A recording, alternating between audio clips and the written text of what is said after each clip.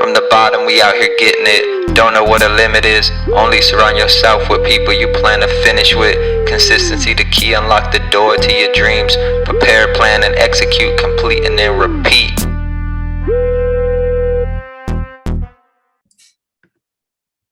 What up? Back with another episode of From the Bottom podcast. As always, we got your host Fitz. We got Ty. Yo. We got Shalisha. Good evening. We got Tati. Hello. How have y'all been? I'm tired of y'all already, bro. How you been, Ty? I've been good, man. Trying to keep the balance. Have you been better right now? I think security-wise, yeah. There's a lot of unknown, so try not to get lost in that dark hole of the unknown. Just been moving stuff around, getting stuff packed up, talking to different jobs. Just put things in motion. Can neither confirm or deny. Coming to Texas to live with y'all. See that? He be holding out on the fans, on the viewers. I'm moving out to the West Coast. I'll just put it like that. You'll see when I get there. Have to do a FaceTime video. This guy. That's what's up. What about you, Shalisha? You just made a big transition. I'm good. It's hot. Very, very hot. So that's why your face is like that, huh? No, the lighting in here really isn't that good. Nah, I'm talking about your facial expression. I know. Listen, I done lived in Florida, so I know what to make you mad. Yep. It's very hot. Very, very hot. I might have a thyroid condition. When did this thyroid condition start? 2 days ago. And what else happened 2 days ago? I moved to Texas. So it might not be a thyroid problem. No, it could be a thyroid problem. Nah. Yeah, I'm asking Dad. It's Texas. It could be a little bit of both. That's like you getting knocked out and getting a concussion and being like, oh, I got brain cancer. Like, no, you just got knocked out. That's why your head hurt. We know what happened. There's no mystery. Well, I just want to be on the safe side because it is in our family, but I think I gave a bad example. Tatiana was doing facial expressions. Huh? Oh, I forgot I'm on camera. Tatiana, that big chilling, boy. Big chilling. Right? Got the shadow casting over. I'm trying to have it look professional, but she in the shadow. Can you? That's the devil. That's the devil behind her. Hey. I'm just playing. Well, let's get into it this week. how have you been, Robert? Yeah, we wow. went. This guy. Nobody asked me. No one asked me either. Well, I Shalisha's was all. trying to lead into it. You were? Yeah, I said Tatiana over here made facial expressions, and you said, "Oh, I forgot I was on I feel camera." like just be direct. Tati, how you been? Robert, how you been? I've been all right. Thank you for asking. I really appreciate that.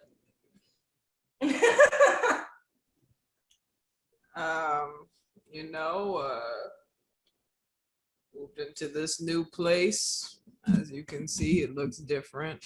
We're in a new apartment now. It's expensive, and we're gonna try and keep this up over here. And yeah, like Shalisha said, it's hot. I'm not sweating as much. I think I'm just, I've been here for like a year plus, so I got used to it. Let me see. Yeah,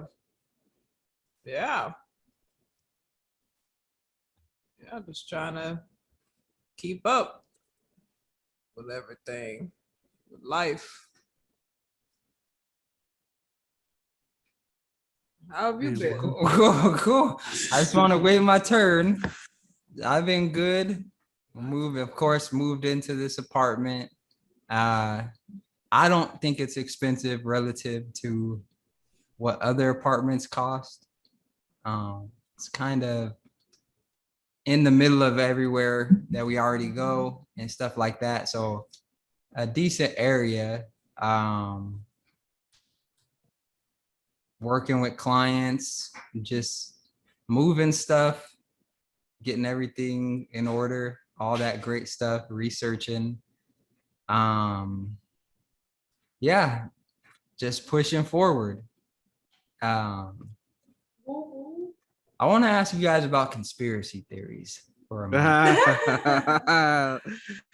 No, because I find it very interesting when you're on the receiving end of a conspiracy theory, how difficult it is to explain to someone, like logic and reasoning.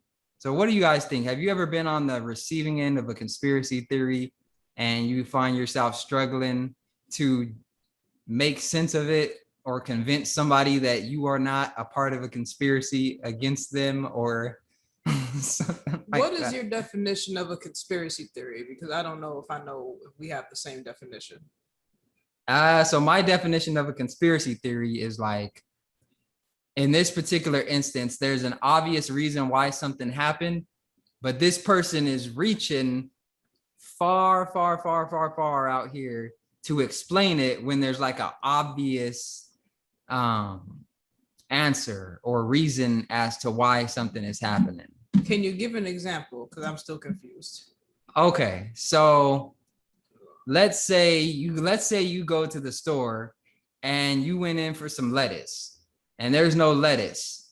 And so instead of it being like, oh, they just ran out of lettuce, you come up with this big plot like, oh, they've been watching me come in here. They know what day I come in here, and they purposefully didn't have lettuce here when I came in here. Like that. Like you make this whole big plot about you when it's like, it's probably just that they ran out of lettuce and not that they hired somebody to monitor you coming into the store and follow you around and observe your buying habits just so that you could miss out on getting some lettuce. Okay, so the conspiracy theory in this situation is the store purposefully didn't stock lettuce so that you personally Correct. could not have lettuce, when in reality it's more likely that they just happened to be out of lettuce on this particular day. Yes. Okay. Have you guys ever been on the receiving end of something like that where someone has conspired against you? Okay. I mean, not to my knowledge. Is that something that someone would even tell you if they did think that, though?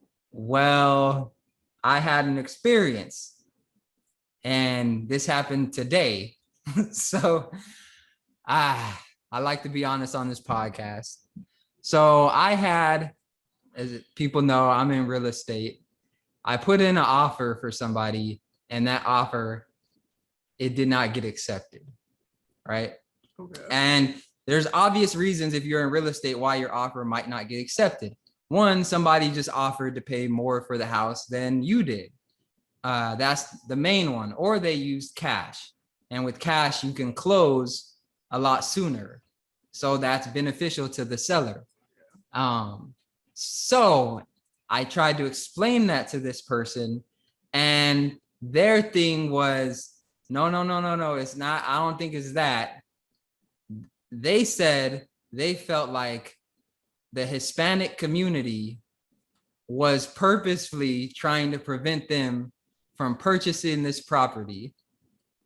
And because of that, they want to potentially start looking at Hispanic realtors to try to help them buy this property. So that's where I started thinking about these conspiracy theories, because I'm trying to tell this person, like, no, there's an obvious reason why. Like, this is normal. People's offers get denied all the time. Someone just had a better offer than you.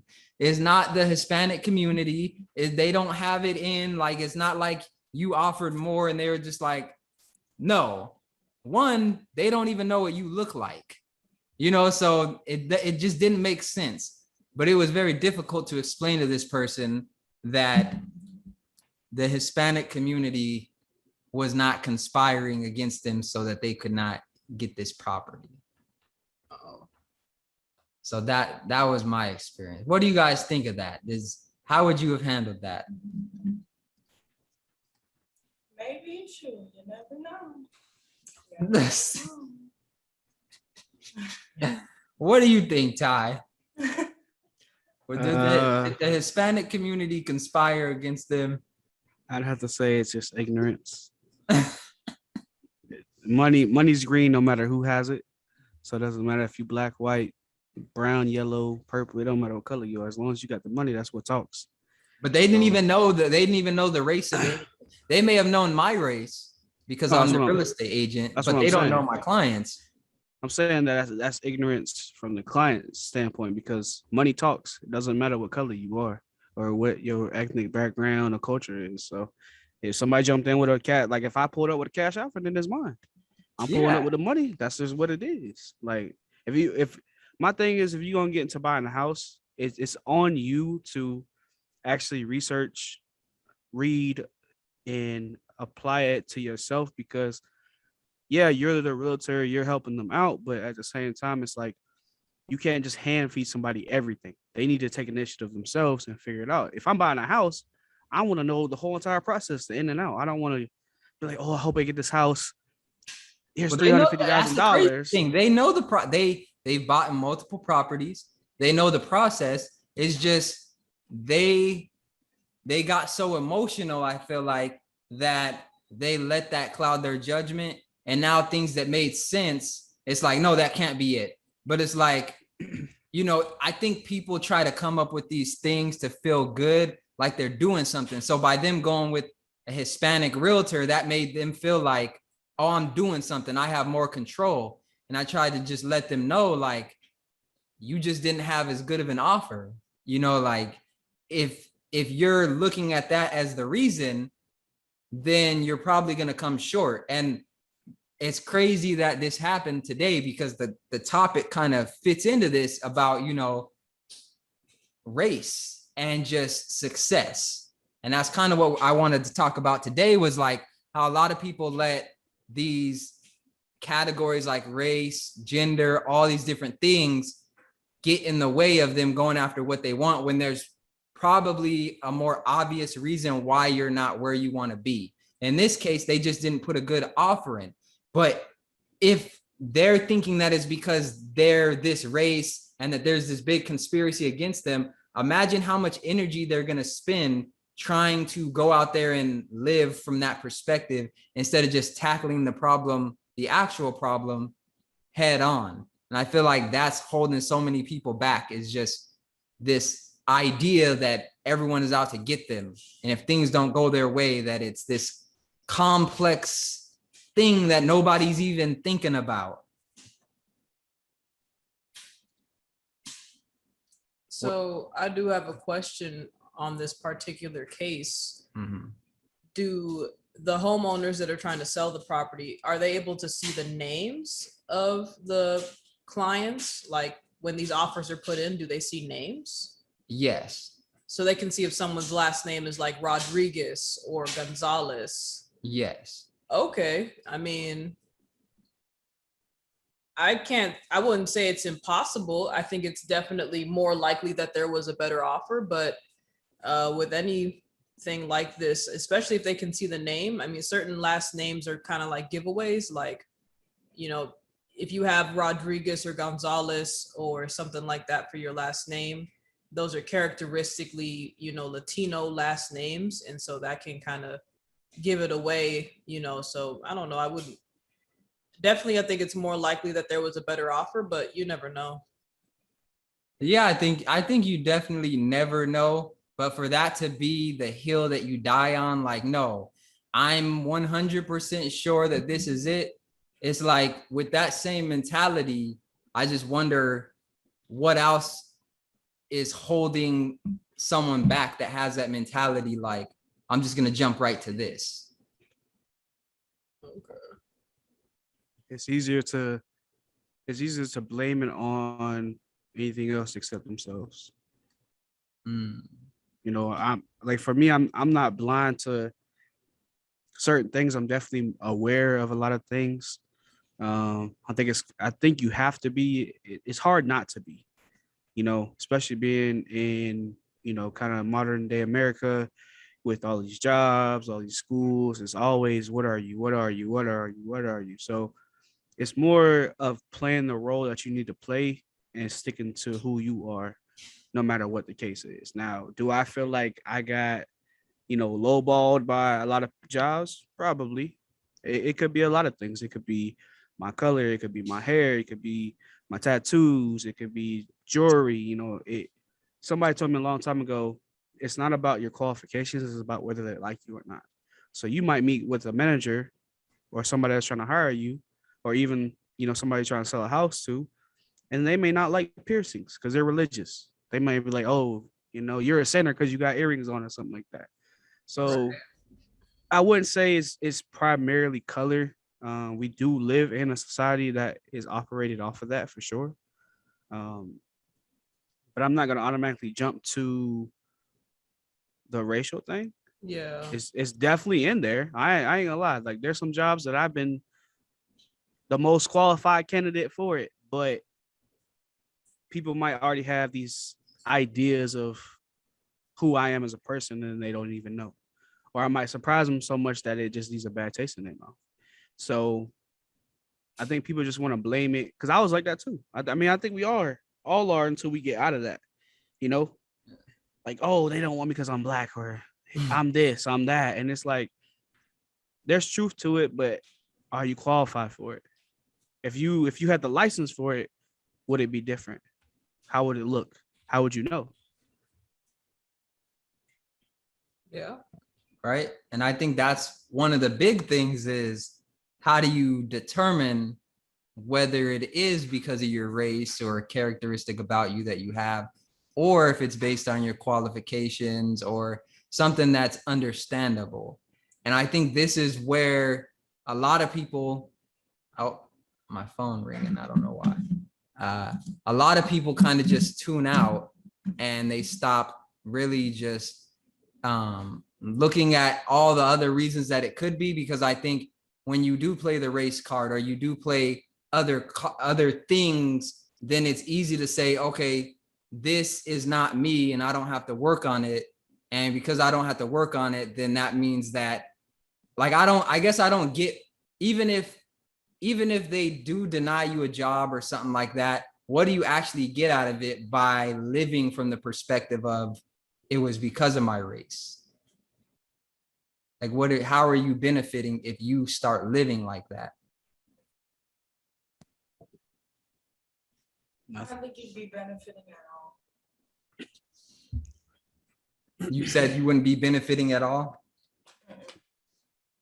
So why do you think people do it if there's no benefit to it? Because that's how the world is nowadays. Everybody makes everything a racial issue. Have you ever done it? Me? Yeah. No, not as far as work goes. I personally never had that issue as far as work goes. What about just in life in general? Some things, I mean, if I feel like it is a racial thing, then yeah, it's a racial thing. But I'm not just gonna jump straight to it's because I'm black. What's a time when you did? But when I was driving and there was a lot of little towns, I feel like everybody was staring at me because I was black. Mm-hmm. But that I felt like I was justified in that. But I don't just like jump to the it's a black thing or it's a white thing or a Hispanic thing. A lot of people do. If it happens, it happens. But I try to stay away from all that. Same. Were you I don't necessary? see color. As far as what we're talking about, I think we just live in a racial society. We live in a world where race is always, it's just, we're divided up by our racial groups, and it's how we've, been characterized, and it's just what society uses to try and put people into boxes. And so as a result, There's prejudices and preferences that go along with those racial categories and different certain groups and certain categories looking at each other, and people having a preference for their own versus the other. And so I don't think that it's ever a good idea to just jump to it, because you never really know what's in someone's heart and what their intentions may have been. But because you don't know what's in someone's heart, on that same note, the other side of the coin is you don't know what's in someone's heart. So you don't know if, there is that racial prejudice or discontent for your racial group there. And so it's something to keep in the back of your mind. And if something obvious happens, then you kind of, you can maybe put it together. So it's not something to ignore, that whole thing with like being colorblind. I don't think that's a wise thing to do, because racism and racial prejudice are still things that plague our society to this day. And ignoring it, I don't think makes it all of a sudden disappear.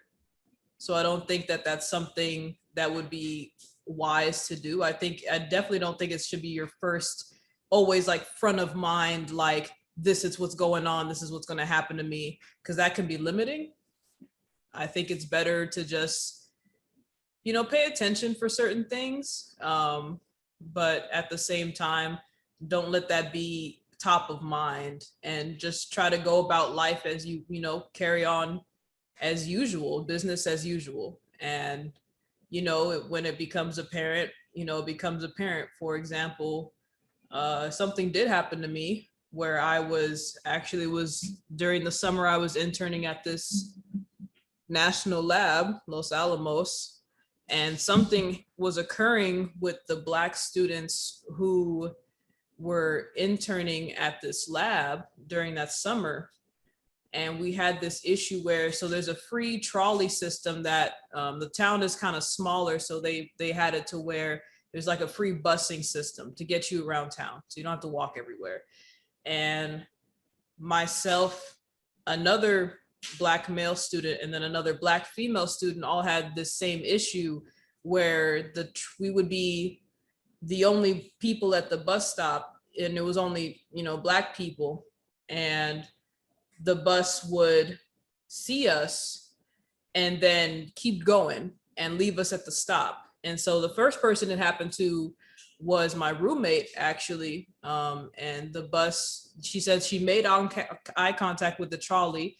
It was like one of the earlier stops, 6 or 7 in the morning. And the lady looked at her. She said the lady looked at her and then turned back to the road and just kept driving. And she was at the designated bus stop with the sign. That bus has stopped every day. She's seen that lady before driving the bus. And this particular day, she just didn't pick her up. And she actually made a complaint to the trolley bus people, the administrative group, whoever runs it, manages it. And the next day, signs were up in all the buses about the bus transit group not discriminating on the basis of race, sex, age, all that other stuff, the basic 1964 no discrimination against certain protected classes. A few days later, the same thing happened to me and another Black male student at a different bus stop with a different bus driver. This time it was an older white male. And it was very weird. He slows the bus down like he's going to stop, right? And we're at the stop. He's stopping like he's going to pick us up, but he doesn't come to a complete stop. And then he just keeps going. So he kind of slowed down, and then we're getting up to get on the bus. And then before we can get on the bus, he just speeds off and leaves us there. And so we had to catch a different bus, wait for another bus to come behind, and then take us to the transit center. I managed to catch the guy at the transit center because the bus drivers, they take their little break, they get off the bus and start, chit-chatting. And so I go up to him and I ask him, hey, why did you leave us at the stop? And then he started talking about, I didn't leave you at the stop. I came to a complete stop and sat there for like 15 seconds, and you guys just sat on the bench and I left you there. I was like, what? No, he never came to a stop at all. And so it was just very odd that now we have two conflicting stories. And now it's he said, she said. And so I know what happened, but this guy is sitting here saying, oh, I didn't do that. And so now it's like, I make a complaint, what's going to happen? They're going to either take my word or his word. I didn't get this on camera. So, it's just funky stuff like that. When you start to see a pattern, I think that's when you can, maybe you have a bit more evidence to it now. It's like, okay, we've got a situation going on here where this keeps occurring, so now I think that's when you can start to maybe question, whether or not race is involved. But yeah, just, I don't think it should be top of mind, but it's not something to just be blind to, because it does happen. So do you guys think, with that being said, that Black people tend to use the evidence of other Black people instead of things that have personally happened to them oftentimes? 100%. So how do we change that? Like, if somebody's, because there's somebody that's listening, or maybe they're listening in the future, and they're like, I can't do this because I'm Black, and they're going to do this and they're going to do that and they're going to say this. How do we get somebody with that mindset to kind of shift it so that they can go after the things that they actually want, instead of be held back by things that someone has told them, or maybe something that happened in a different situation, but not this situation? Like, how do we get people to step outside of that realm so they can keep going after what it is they want in life? Whoa. I mean, I'll let Tyree go. I don't know. Go ahead. I was just gonna say, you just gotta paint a vivid picture for them to stop handicapping themselves, because essentially that's what you're doing. You're hurting yourself because of that mentality. Like, imagine, like, for you, Fitz, imagine a white person came up and you're like, man, I don't really mess with white people this, white people that, and Buddy is trying to, buy a $5 million home. You know what I'm saying? And you miss out on that opportunity because of that mindset. You just missed a big payday. You feel me? So people gotta view it in a different light. You don't have to completely turn it off, but use it in a positive way. Don't let that be the downfall and the reason why you fail to get where you want to be or to get what you want. I think with people with that mindset, I think they would have handicapped themselves regardless of what the reason is. Because if it's like, if it's not race, then what is it?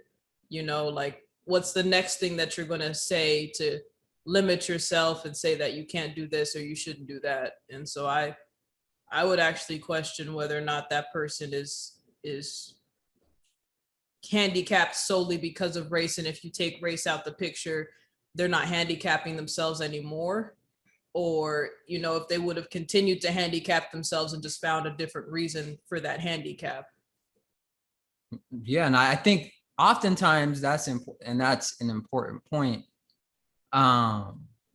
With the handicap, I think sometimes people use race as like a gateway handicap to, lead into other areas of their life. So when you're limiting yourself for so long, it can be hard to distinguish what reason you have for it. It's like, I don't like to party much. So when people used to ask me to party, it would just be like, nah, I'm good, I got to do this, or I'm good, I got to do that. So like, I come up with different things, but it really be because I didn't want to go. But, if somebody brought it up now, I'd be like, I don't know why I said that, but I just know this general feeling that I have around things. And I think people develop a general feeling around, progressing or whatever. So I do think it's important that,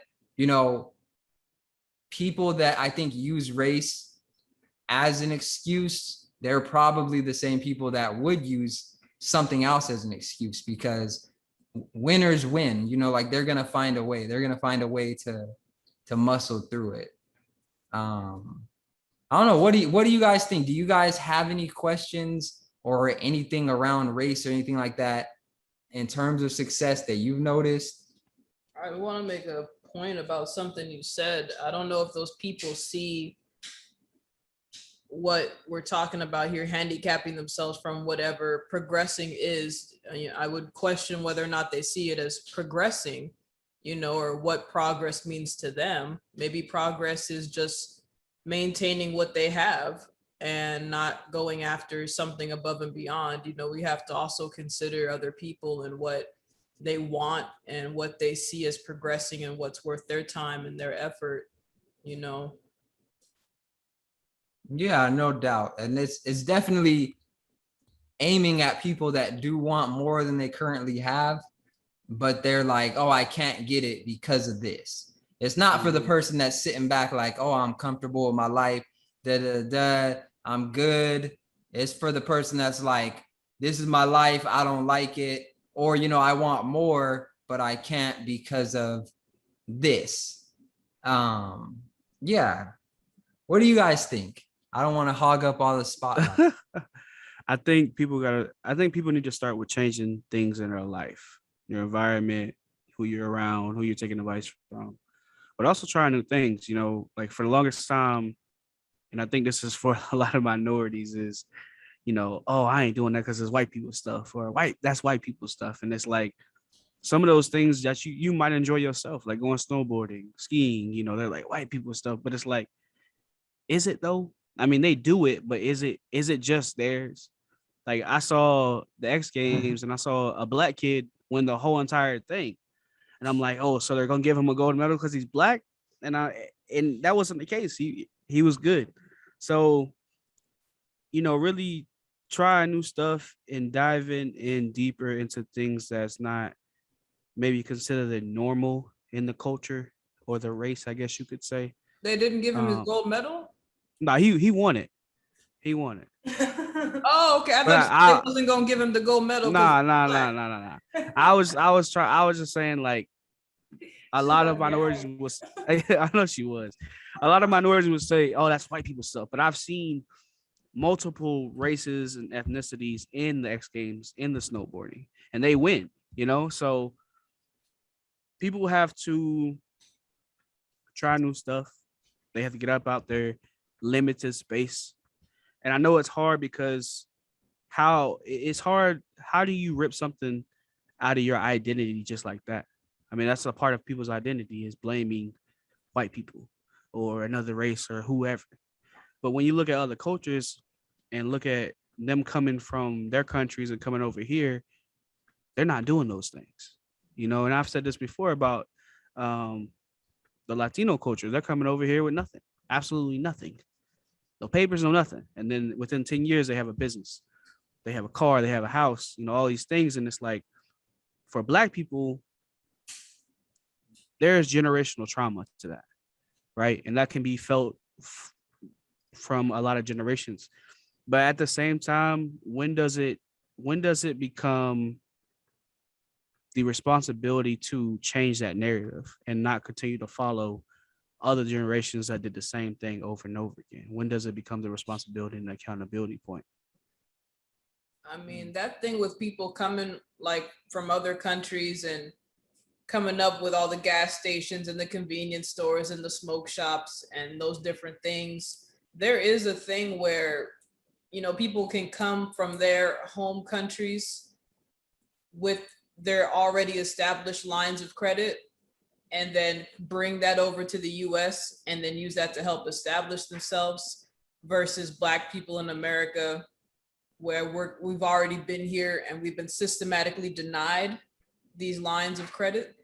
And so piggybacking off of what you said with the generational trauma and that having happened for so long, that I think we're still, we still have our grandparents and our parents telling us, oh, I didn't get this. I went to the bank. I had everything. My credit score was this. And they told me no. And I had a whole business plan drawn up, and that affecting the younger generations because it's trying to figure out, well, what's going on, versus, the Indian man or the Chinese man or the El Salvadorian man coming in and starting something up and in 10 years, you know, like you say, and having a running business and a car and on a house and all that stuff. And it's like, well, and then they're turning around saying, well, how come you guys can't do it? Oh, you must be lazy. And then all this other stuff. And then it's just like, it's this lack of understanding where it's like, no, there's systematic things taking place, you know, and of course the history of it as well. Well, I do think with that, it's hard to say like this is systematically happening because you're Black, because, you know, like for instance, if somebody went to a bank and they're like, oh, I had this business plan. What if the reason wasn't because you're Black, but because you don't have experience, or because you thought you had good enough credit, but you were actually uninformed about what good enough credit is? Or, you know, and it's like, if you got denied because if you really believe that it's because you're Black, why not try to figure out a different way to do it? Like, why does it just stop right there? You know, because to me, it's like, if that's the end of your story, you went to a bank, they told you no, and then you gave up, you probably weren't going to make it anyways. I'm just being real. Because after you get that loan, you think customers are just going to fall in your lap. You're going to have people telling you no all the time. And every time somebody tells you no, is it going to be because you're Black? Is it going to, like, you talked on the phone to somebody and they just heard that you were Black and they didn't want to do business with you, and that's it? It's like, I just don't buy, like, right now. Like, in the past, yes, but right now, I just think that there's so much opportunity, and that in a generation or two, it really will be difficult for Black people to do a lot, not because of racism necessarily, but because you missed out on a time period where the internet was booming, where you had cell phones and all this technology that was just, you know, coming out, and people were learning how to do this and do that. You know, it's like, there's so much opportunity now. Just with me starting FITZMINDSET, the LLC, I was offered a line of credit and I didn't even ask for it. It's like, but somebody that had never even applied for an LLC is sitting somewhere saying that they can't get a line of credit because they're Black, but they've never applied for a business. They've never even applied for a line of credit. And when they did apply for it, they probably didn't have a stable job or a history of credit. Like, I'm not saying that these things don't happen. I'm just wondering what percentage of the people that it happens to actually check all the boxes and meet the qualifications, because there's opportunity everywhere. If one bank turns you down and you're actually qualified, another bank, there's enough banks to where you can go to a different one and still get a loan, you know? I think it's half and half. Obviously generational trauma, but I also think it's because people are lazy and uneducated, and they're too focused on other things that aren't as important. And I've said this before about Netflix and social media, and that has their attention majority of the time. You know, if they could switch that off just for a few hours, they would see a different increase in their life, you know? So I definitely agree with Fitz. How much of it is, are you doing what you need to do? Eric Thomas, he talked about this because he was trying to open up a church, I think in Detroit or Michigan, something like that. And he was like, they denied me. And, you know, I thought it was because I was Black, but it was really because he didn't have the correct paperwork or the correct people doing what they needed to do. Yes. So it's a lack of, I think it's a lack of motivation, a lack of, you can't say a lack of resources, because back in the day, they didn't have as many resources as we do. But now we have access to college, internet, books. I mean, everything. So there's no reason why you shouldn't educate yourself and know about these things. It's more of you just being ignorant, I guess. Yeah. Let's hear from Shalisha. I know as a Black woman, you've gone through some struggles. Not because I'm Black, though. I don't really have much to say on the race topic. Like, I don't know. I feel like it's an excuse. I feel like it's a cop-out. I do feel like there are racial issues in the world, a lot of them. But as far as like business goes, and as far as like jobs and stuff like that, I do feel like it's more so the person and just how you carry yourself. You know, you can't just act any kind of way you want to at all times of the day. Like, You mean act black? but I mean, yeah, like I'm just saying, like, Ain't that racist? I feel like no, because it's like I don't feel like it's racist. Business is business. There's a time and place for everything, you know, and you have some customers, some clients to where you could be a little bit more comfortable, I guess you would say. Black? And then some people were no comfortable because everybody's different, you know. Some white people may do things differently than Asian people, but I do feel like it's a lack of effort and a lack of trying. But I also feel like a lot of people just want to be on that, oh, I'm part of that Black Power bandwagon, and that's just it's ridiculous to me. So do you think the standard, the business standard, the professional standard is more conducive to white culture or Black culture? What do you mean?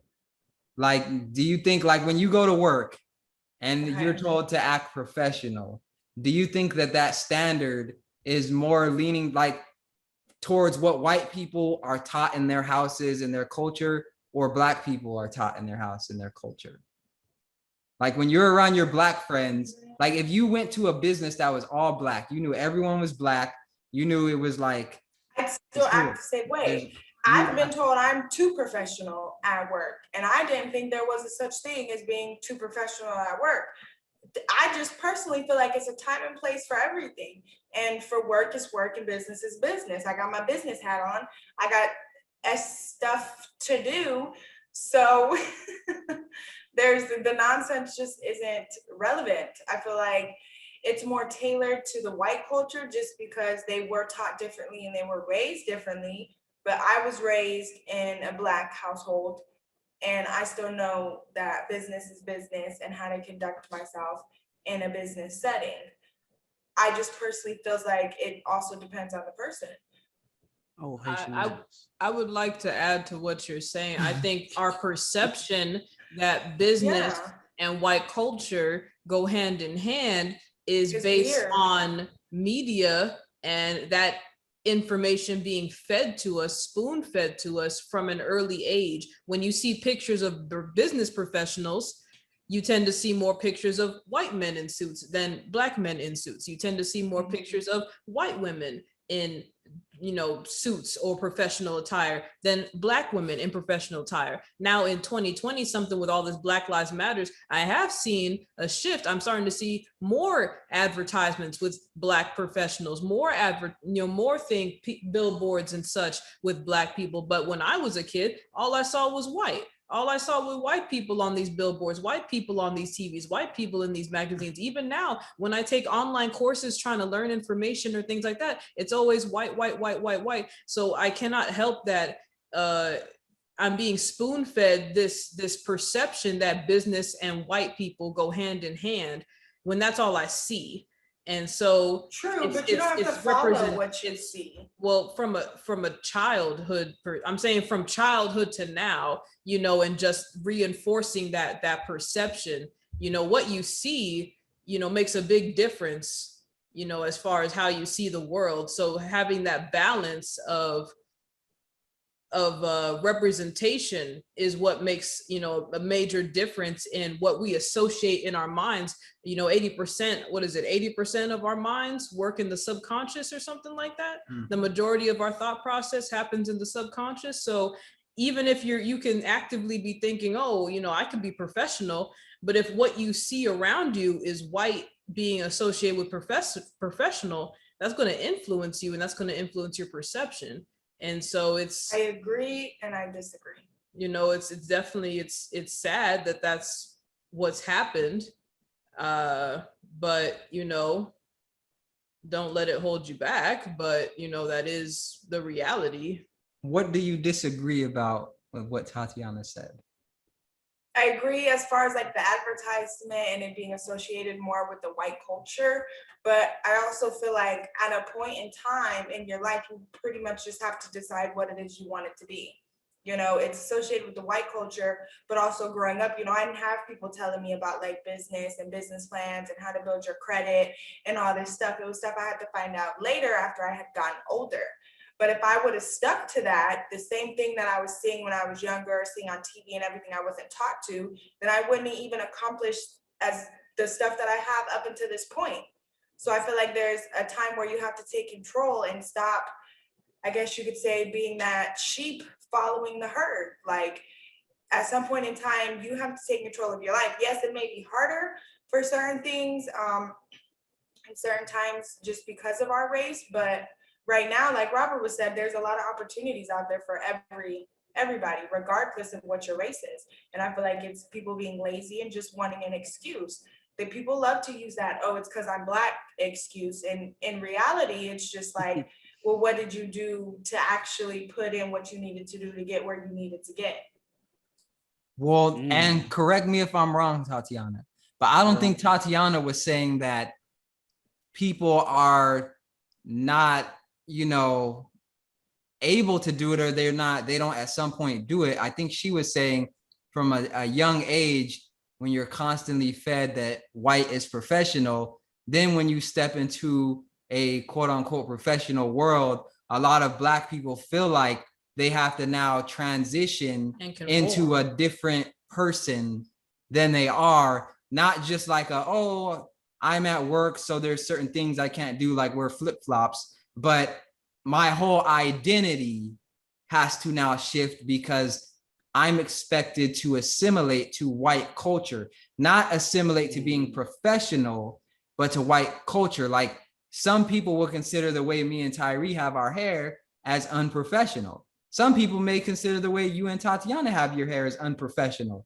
So those are examples of like, if you were working for a Black establishment, it would be normal because a lot of Black people have their hair like that, and they know that your hairstyle doesn't really dictate your professional standards and your ability to do the job.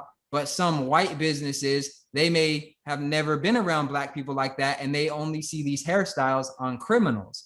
So it can make it more difficult if you have a large group of people that are in control of hiring, and they see someone with these hairstyles and they say, we're not going to hire you, we're not going to hire you.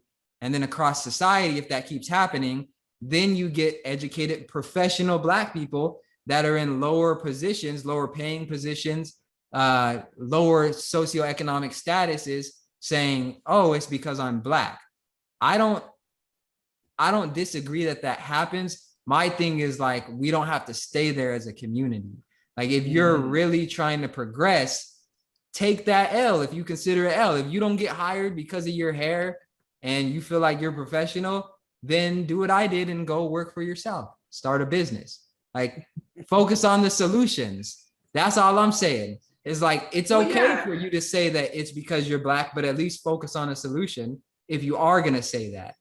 Yeah, I want to clarify. I was strictly talking about our perceptions and how growing up in this society and what we've been exposed to from a young age, spoon-fed, brainwashed with the materials that we've seen, and how they've influenced our perception of what is and isn't, what should and should not be.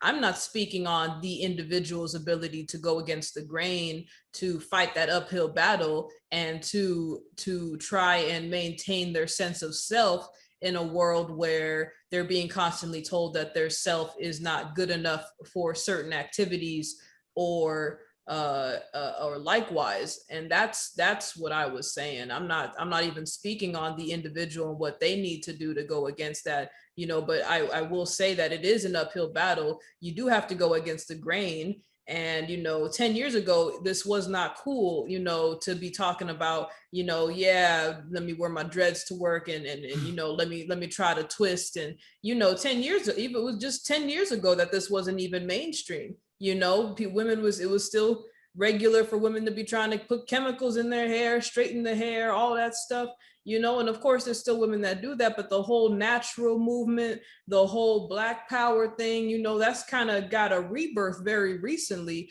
And it was not cool very recently to not to be doing all that. You know, you used to get made fun of, called African this and that and all kinds of stuff, you know. So it's like, you know, we just, it's cool now. It's cool now, but very recently it wasn't. And so we got to remind ourselves that, you know, not so long ago, you know, it was heavy, you know, and there's a lot of pushback with it now. A lot of artists and musicians and, you know, different groups are coming out trying to put material out there and flood our society with, you know, that alternate perception, that different information today. But, you know, I know when I was a kid, that wasn't happening.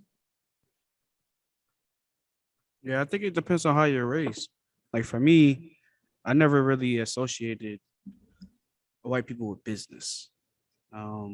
Obviously, I think there was a guide set by white people because they always went for those CEO jobs and, you know, business formal type attire that required them to wear that. Because when I was growing up, I seen all types of different races, mainly Black people, successful Black people, Tyler Perry, you know, Eddie Murphy, like all the comedians, like they were successful. I mean, they weren't wearing no suits or nothing, but like they were still very successful, and their idea of what it looked like to them shaped my perspective because they were just wearing what they wanted to wear, whether it was a suit, whether it was just, you know, a little polo t-shirt or something with some nice jeans or something, you know. It was more of looking presentable rather than trying to be something that they were not or that they were not comfortable with. Like E.T., that boy don't like wearing suits. That boy wear a jogger every time he get on the video.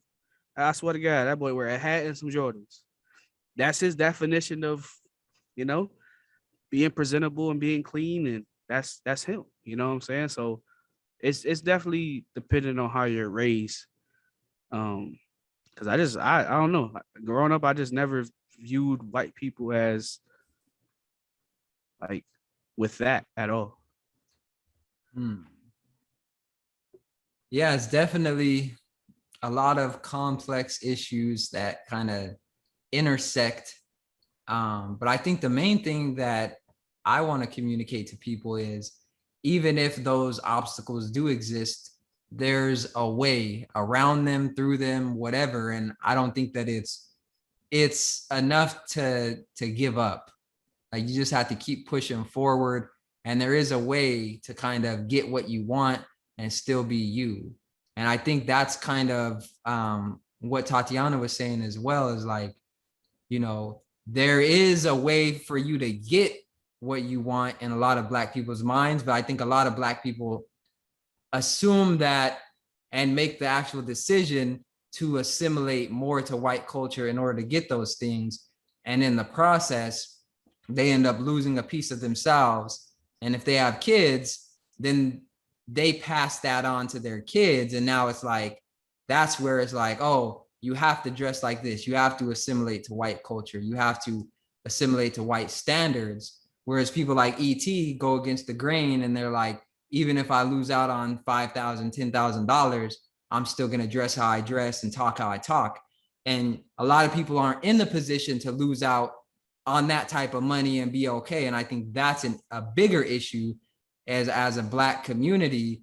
We don't have, you know, organizations or groups that can come to our aid when we do stand up to white culture or white norms of professionalism and business and things like that. You know, like just with the real estate thing, I've been working with this dude for like 6 months, and he is he's convinced that this is a Hispanic conspiracy against him, you know? And it's That's like, funny. huh? That's funny because, and I was gonna say this earlier. My man said he feels like it's because he's not Hispanic. Okay, don't you think going to a Hispanic realtor is gonna make it any better? Because they're gonna be the ones who discriminate against you, be like, oh, they said, nah, you can't do it. You know, Yeah. they're gonna be the ones who want to keep it Hispanic. That's That don't make no damn sense. that's why I was just like, you know what? It's good, but that's what I'm saying. It made it seem like it was conspiracy because it doesn't add up on all sides. But another question that I wanted to open up to everybody is do you guys think that, and this kind of goes what Shalisha was saying earlier, she, based on my understanding, thinks that a lot of Black people use the race card as an excuse. Do you think that, well, I guess we already know Shalisha's answer. Do you think Black people use the race card as an excuse, or do you think that they just don't know that there's other options? Because when I think of an excuse, I think of somebody that knows the other option and doesn't choose it. It depends Both. on the person. It's both.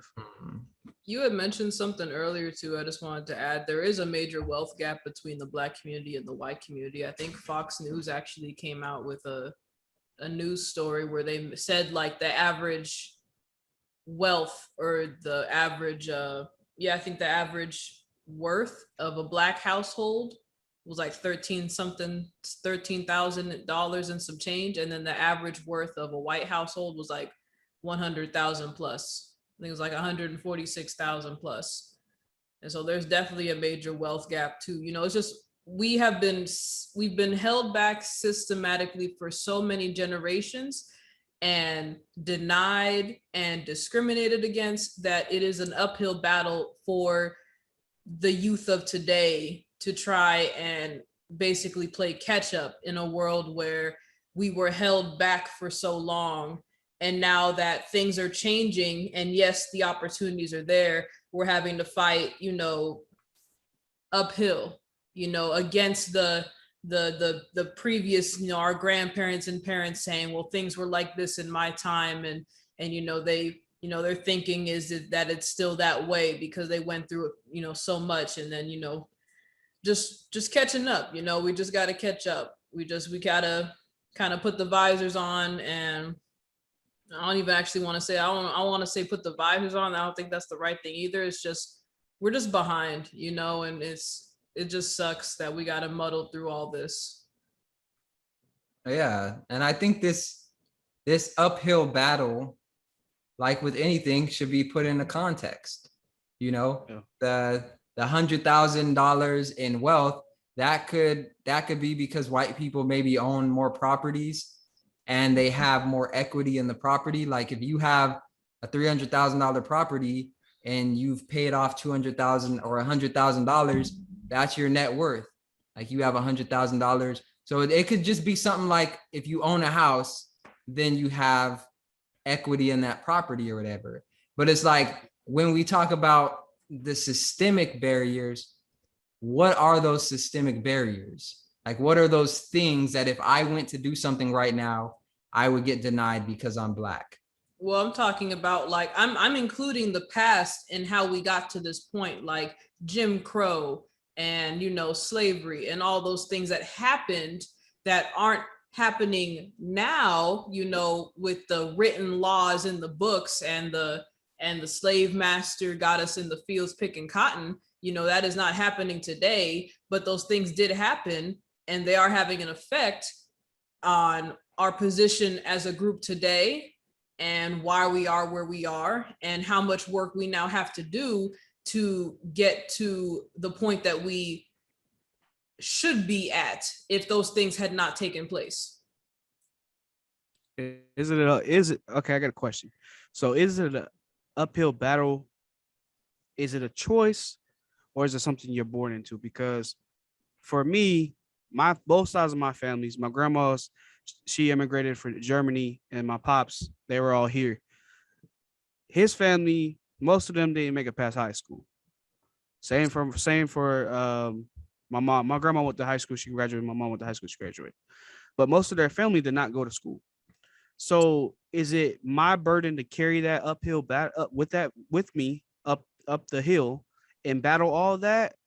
Or is it my choice to just let it go? Because for me, the easier choice was to go to school, get my high school diploma, get my bachelor's. I'm about to graduate with my master's. All of that was the easier choice for me. The harder choice would have been just sitting there saying, oh, well, my dad didn't go. He sold drugs, went to jail, DUIs, all those things. And then, oh, my grandma's an immigrant, generational trauma from that. Because right now I'm feeling like you don't have to have the uphill battle. It doesn't have to be as hard. It can be challenging, but you can accomplish it. I feel like we take on, and I understand family trauma. I get that. I understand that. But I feel like, when does it stop? I'm not finna tell my family, oh, we were slaves and all this other stuff. We can tell the history. That's fine. But what did we do after we got out of that? I think we're too focused on the past and we're not focused on tomorrow or today. We're getting so lost in that we lose out on today. I feel like for a lot of Black people and just minorities in general, they focus too much on what happened in the past. Yes, it happened. Yes, it created a lot of generational trauma.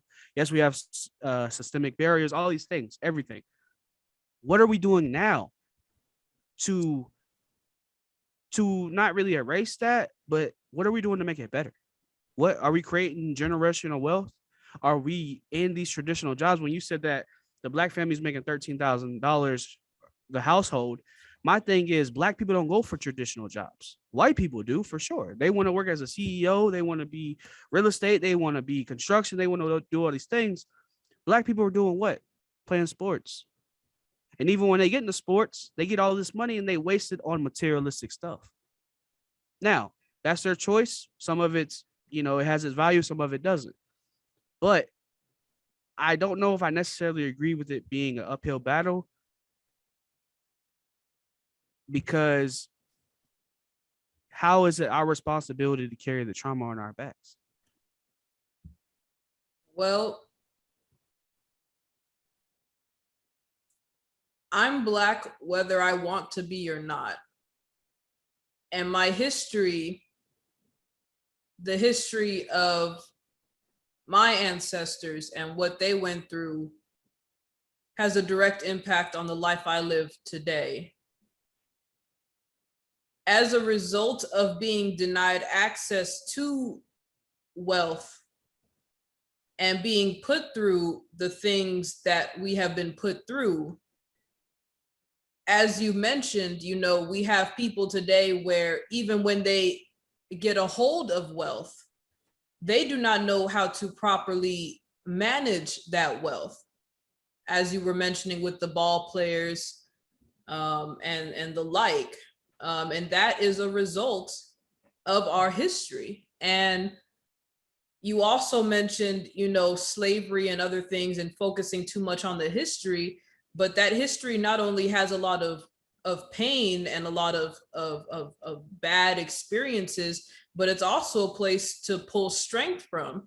Our history is not simply suffering. There's many examples of us fighting back. And so to ignore that history or to not look at it and to focus on today would not only be to ignore the bad, but also the good.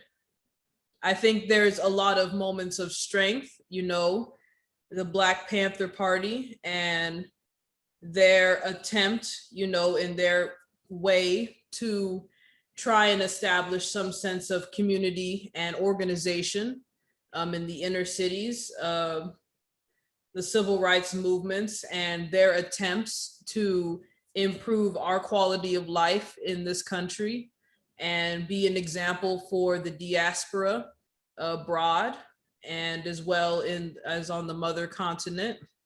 I say slavery and Jim Crow because those are the things that are negatively affecting us, but there's also a lot of moments of strength and resilience, mixed in with that history as well. I will agree that, we can sometimes focus on the bad. I don't know, but I've never done that personally. I see it all as one, like this is our story. And this is us making that comeback, from being, mistreated and going through chattel slavery, and us fighting against that and trying to maintain our identity, our sense of self, just keeping ourselves up when so many groups have tried to bring us down. And to me, that's empowering, and that gives me a lot of strength, and when you say the choice of carrying that burden, you will always be Black, and no matter how far you run, no matter where you go, you will always be a Black man in the eyes of almost every person on this earth, unless you go in deep in the Amazon and you roll up on some groups that ain't been up in this society and don't know what the heck going on. They over here looking at you like, what? And what about on an individual level? But what I'm saying is, just to finish my point, just to finish my just to finish what I'm saying. What I'm saying, is you can choose to ignore what's going on and just live your life, and wherever you go, and whatever you do, you do. I like to pay attention and just see, how did I get here, and what happened, and why are things the way they are. I like to ask why. And when I ask why, I put it together and I see, okay, and I can, choose to carry that history on my back and try to do something, with it, or I can just live my life and do whatever and not really pay attention to the history and what's going on today. And, you might experience racism in your life and maybe just brush it off and keep going. I think I'm understanding, right? You're saying, like, do I have to pay attention to that history and see how that is affecting me, or can I just ignore all of that and just do what I want in the moment and not really care what went on? It's not about ignoring it. That's nah.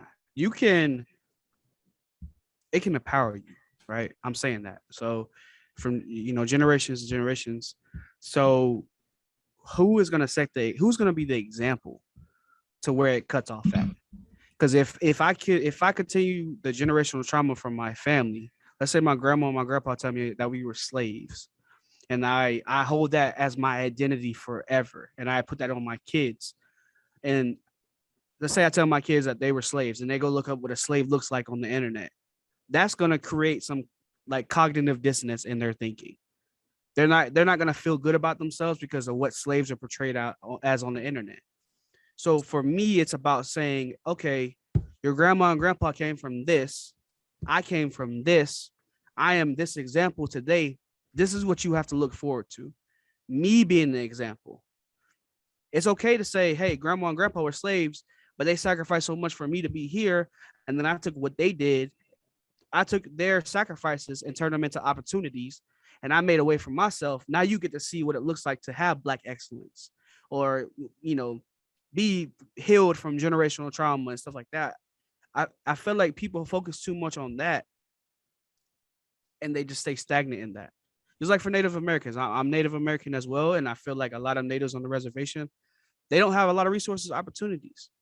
But for the ones who do get the opportunities, they're coming with the same message: land back, land back, land back. What are you doing to get the land back?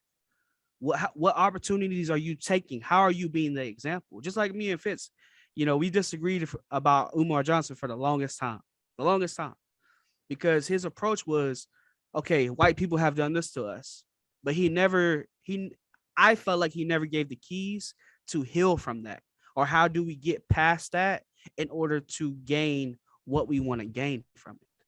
So for me, when I ask that question, is more of, when does it cut off? When do you set the example? Yeah, you can. I actually be feel Black. like Umar Johnson did give the keys. Whoa, with personal that. opinion. Can I add something real quick? No, I'm just because I don't. Tatiana I'm be just saying, talking this is for a why long time. you don't You get be- into racial topics. It creates a lot of heat. Well, yeah. So I just wanted to add something real quick, and then y'all can kind of go back. But I was just gonna say, and I Me think too. with solutions, that's where the main focus should be. I think we can put our history into context, but what good is using our history to empower us if we're just sitting around like, oh, I feel so empowered in this house I don't like because of white people? You know, like, why not use that empowerment to build your community and your family up?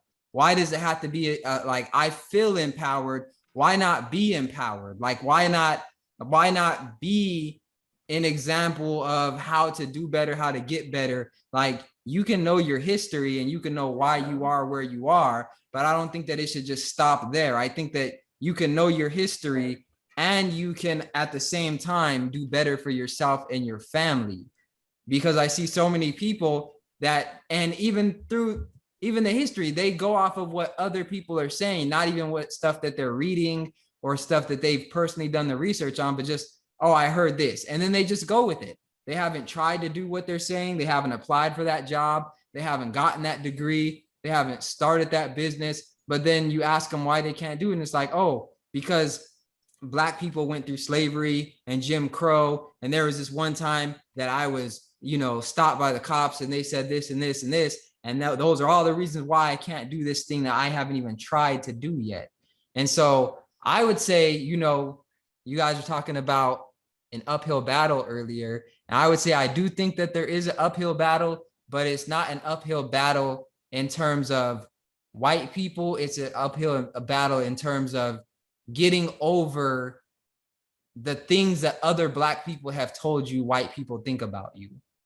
Mm-hmm. Like, I can't really remember a time where a white person has specifically told me that I couldn't do anything, but I remember a bunch of times where Black people have told me that white people don't want me to do things. And I'm not saying white people don't say those things or feel that way. I'm just saying personally, I've never heard it from a white person. It's always been other Black people telling me what I can and can't do, or what's acceptable from a Black person, or why you can't do this because you're Black. Now, that may have been put on them by white people. I don't know. But I think the uphill battle is more of a mental one and not an actual physical one, where if you have all the paperwork to go do this, you can do, like, let's say for all of human history, except for today, let's say all of human history, you could not buy a house as a Black person. Like, it was illegal. And then today, on August 9th, they said, okay, you can go buy a house and all you need is an ID and $2. And you had an ID and $2. And you sat in your house with your ID and $2 and said, I can't buy a house because white people won't let me. I feel like if you know that you can go buy that house and you have the things now that it requires it and you still choose not to do it, at that point, you can no longer say that it's because white people or whatever are not allowing you to do it. Like, once you're exposed, you're exposed. And once you know. And at that point, it's kind of on you, regardless of the history. I do want to clarify, because I think I was the one who mentioned uphill battle. I just want to make sure I'm clear. When I said uphill battle, I mean the battle of accumulating wealth in our community, being a Black household and getting that average up, That's what I mean by the uphill battle of accumulating wealth, assets, things that we weren't able to get before that now we can, but because we've been denied it so long, we are behind. And so now we have to play catch up. And that is the uphill battle that I'm referring to. What are we playing catch up to, though? I'm confused on that, because a lot of our ancestors, they weren't really invested into what society is today. They were doing more agriculture stuff. They live with less. So I don't necessarily think we're playing catch up. It's just more we're getting into a new game. Because if you look at pre-colonization, we weren't trying to have all of this that we have now. We were living with what we had. Oh, and yeah, we made the best of it. I'm talking post-colonization, not pre-colonization. If you want to go back that far, then we really shouldn't be. I mean, we should be doing something else. We should be We should be out here trying to fight against privatization of land and saying I'm a squat over here and I ain't gonna pay diddly. I ain't gonna pay no property tax. I ain't gonna pay no income tax. I ain't gonna pay none of that. Well, there was That's a whole still nother- taxes before colonization. Right? It was just in a feudal system. Right. But I'm saying, you know, like fighting to be able to live on land, you know, and be on the land and not have to pay to be on the land in the way that we do now. That's what I'm Yeah, talking just about. different systems, you know. Before Yes. you didn't pay private people, you paid a king or a monarch or something like that, and you had to pay the taxes directly to them. And if you didn't, it was a different system. Yes, different But systems. In this I- system, in this time, as a result of what has happened here today, in this context, what are we? Yeah, playing catch up, uphill battle is what I mean in this context. So do you guys think we should focus on what happened or what we're going to do moving forward? What you're gonna do moving forward. All of our ancestors didn't go through what they went through for us to sit here and have that mindset of we can't do this, this, and this because we're Black. People didn't fight slavery and fight for our freedom for us just to sit here and not do anything about it. I feel like it's a lot about the people nowadays and the Black people not knowing or wanting to learn how to get out of that to get better. Right now, there are so many opportunities in the world that anybody, regardless of your race, can take advantage of to make that better life.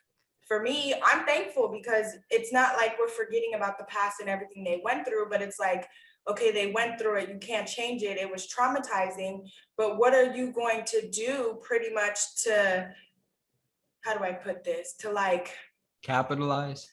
make them proud type of thing? Like they went through all of this for us to get kind of sort of equal with quote unquote the white people and other races, but now that we have more opportunities and we are a little bit more equal, granted not everything is equal and racism still exists, but what are you going to do with it? I'm gonna go to the mall and my buy a thing, Gucci like- cap.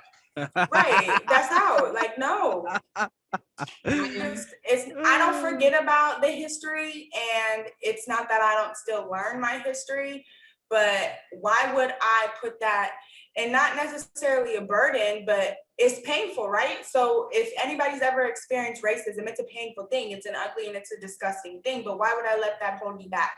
Because we had some great and powerful Black people who fought for hell for us to be able to get what we're gonna get. And if you're just gonna be stuck in that mindset of you can't do this, this, or have this and this because you're Black, everything that they went through was for nothing because you're not doing anything to better yourself or better your life, regardless of you being Black or not. I'm looking at it as I was given, they did this so I could have this. So now because they did this so I can have this, I need to do this, this, and this, because that would have been for nothing. There would have been no point for them to fight for us to have equal rights and all this stuff if we're not going to do anything with it. So when do you stop using the past as an excuse and break those cycles and get better? In my opinion, it's both no buts. You know, it's you take. I feel like everybody's entitled to their personal opinion. Yes, no, this ain't no stab at nobody. I'm just speaking on me. This is all me right here. You Right, know, there like you it's go. both no buts. Hey, You poke look your to the chest out. future. You know, you look to the future. You don't forget the past, and it all comes Absolutely. together. You know, it is one continuous stream. It doesn't have to be separated, divided, cut off. I don't You think know, anyone's it's- saying that No, though. I'm not. I'm just. I don't think Not people are nobody. saying. You were I'm saying, not I saying think it's that. you were It's saying both it's no both buts. no buts. It's both no buts. It's not one or the other. Because you said, do you think that we should focus on the past to the future? And I'm saying it's both no buts. As in regards to what you asked. You asked the question. I wouldn't say I'm focus not- on the past. I'd say learn from it, heal from it, and keep growing. But That way. But in any situation, no matter what it's pertaining to, I wouldn't focus on the past. Yeah, that's the key word is for a reason. focus. The Yeah. keyword is focus, not be aware. You know, like not saying don't know it all, just saying focus. Like if I sit down today and I'm like, okay, I want to start a business. Where should I put my focus?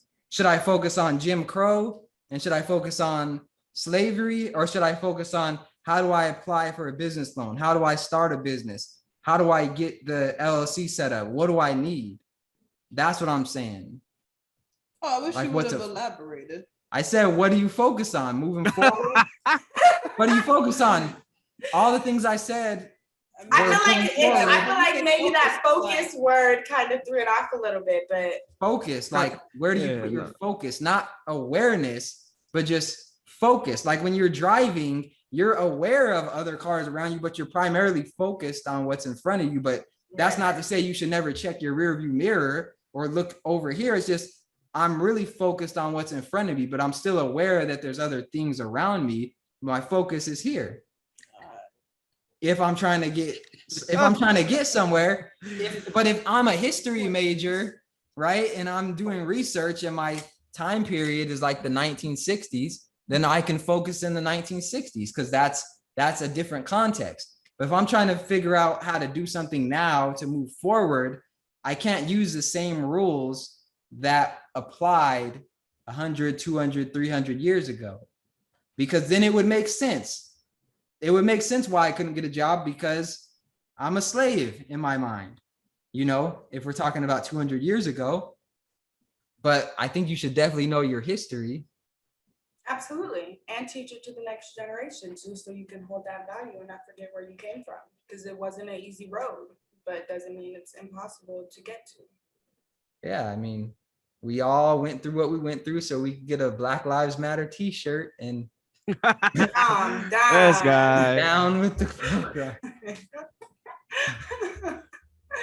I feel like you have some something to add, Tatiana. What do you got to That's say? disrespectful. What do you mean get a Black Lives Matter t-shirt? It's a joke. See, Wait. But even if it wasn't a joke, how would that be disrespectful? yeah, Why? So our ancestors did what they did, so we can get a Black Lives Matter t-shirt. as a joke. It's a joke. It's sarcasm.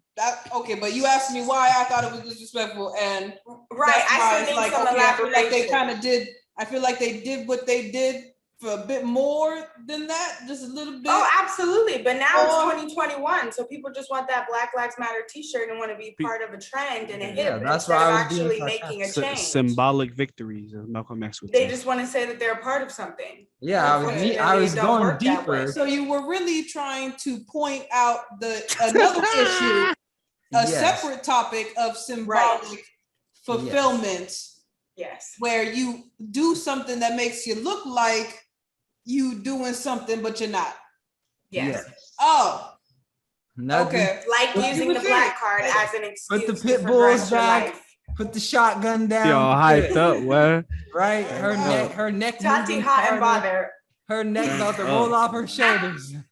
Like, Turn Ah, up. I just was like, what? This is why you don't talk about race. This is Well, we that's what not- I we wanted not- to talk about. We not. I mean, it's a good thing to talk about, but Definitely, it's a cool thing to talk it's about. so it's we so not- just vast. Usually, when I talk we about not- race, I talk about solutions to our issues so that we can move forward as a race, and I never ignore the Ooh, I got a past. good- I But got you a know, good it's example. like, and you know, it's about what do we do to get better, to get where we trying to go. But Tatiana, yeah, what happened? listen, What? we're not saying forget the past, right? Okay, we saying No, I know acknowledge it. that. I know, but I'm gonna give you an example. Acknowledge it, and then we're gonna figure out some solutions to put us in a better place. So, for Mhm. example, when you was in BSU and Mhm. you was trying to give your ideas and your My con- solutions. contrib- I always your- was your trying to give contribution. solutions every time. and Every what time I happened? was talking about They- solutions, they man. wasn't trying to hear it. No. So that's all we're saying. That's what we're not talking saying- about. That was yeah. you acknowledged We're it. agreeing. We agree Yeah. with your underlying philosophy and Yeah. values. That's what we're saying. But the way you've been talking is like, nah, y'all on this side where y'all forgetting the past. And nobody's saying that. We're talking Yeah. about today. If somebody wanted to do something today, do they Mm. focus on slavery or do they focus on what does it require for me to do what it is I'm trying to do and then just go do it? And if you run into racism, you run into it. But that's not, our ancestors didn't fight Okay. for us. Like they escaped slavery running hundreds of miles and doing stuff like that. If we gotta face some white person that looks at us a little weird, or they That's why your drive by brother us passed. on a bus, if that would have been 100 years ago, or whenever buses came out, and a white person drove by, they wouldn't have put a sign up. They wouldn't have done anything to reconcile it. Now that sign may not be good enough, but they wouldn't have done anything. So, and I'm not saying we deserve to struggle at all or that it's right or anything. I'm just saying, if with that bus situation, if that bus driver kept going and you were like, you know what, I'm done working at this place, I'm not doing this no more because he drove by me. No, I don't think still that went would to be work that honoring our day. ancestors. That's what I'm I saying. still went to You work found that a day. solution, but imagine there are some people, using that as a metaphor, the bus drives by them and they say, okay, I'm done. The bus drove by me, I'm done. This confirms all I need to know about white people. I'm done. I'm gonna go back to the hotel. I'm gonna just smoke out until I'm done with, like, like I'm just gonna chill. I'm just gonna do whatever. I'm just gonna do whatever because they drove by me on the bus. I faced a little bit of racism, and I'm good. Or you can wait for the next bus, do what you got to do, and keep pushing forward if you truly want to win. That's the only point I'm making, is there is a way forward. It may be harder, but there is a way. And the little bit that we have to go through now is nothing compared to what our ancestors did. So if we can't go through a little bit we have to now, that's a shame. That's horrible. Because they done went through and took so much stuff that compared to the stuff we have to go through now, it's like cakewalk. If we were to switch roles, I bet you they'd be happy and they'd be out here killing, insert no curse word there. I'm doing great this episode. But they'd be killing it and they'd be happy. So I don't really feel like, yes, sometimes it ain't right, but it's nothing compared to what they had to go through. So if they can go through that, we can go through this to make a better life for ourselves and our future families. Just think about this. I was joking about the Black Lives Matter t-shirt, but if this was 150, 60 years ago, they would be picking the cotton that made the Black Lives Matter t-shirt. Like, a lot has changed. Not saying it's perfect, It's not. but it's just like a perspective shift. Like, it is not that time. Like, our ancestors faced their struggles and we have our struggles, but they're not the same. There's relationships between them, but they're very different. And if you try to navigate today from the perspective of back then you're going to miss out on a lot. And that's where I think the biggest generational curses happen, is when you put that on your children and you don't put it in the context, and you don't say, like, yes, our people were slaves, but at the same time, here's what you can do. This is just so you know, in case you're in the grocery store and somebody gives you a look or something like that, or, you hire people or whatever, here's an awareness, but that doesn't mean that you can't do this, this, and this. You just may have to go about it a little differently, and they'll be aware of it so that when it does happen, it doesn't, tear them down too much. Y'all got anything to add before we head out? From the bottom podcast. Like that was nice. Show some love, get it out the mud. Don't put no limitations on yourself. They want to hear it from you. There's my We're gonna say it twice. They want to hear it from you. From the bottom podcast. Getting it out the mud. There you go. You don't say it like you say some it. love. What? Huh? So I said it wrong anyways. I said I just said you don't say it like you say it. Oh Lord. It has to be Tati authentic. That's sexy. That's sexy. You gotta do it again. I need to do switch it again. things Who's all in sexist? one. Who are you talking to? Do it. He talking to me, but do it all together. Go. Start from the beginning. Do it right now. Start over. I need it again. Don't make me. Why y'all treat that like a slave? Yo. I'm Like a done. slave, Tatiana. You know what? Wait a minute. Slave, huh? Okay. Treat you like a slave. Right. I Subscribe. don't like that. Like. Subscribe to the channel. We tried to get Tatiana. Let us know what you I'm not think. being difficult. Y'all heard me. Hey, Toby. Go back 30 seconds, 50 seconds, 55, 52 seconds. From the bottom.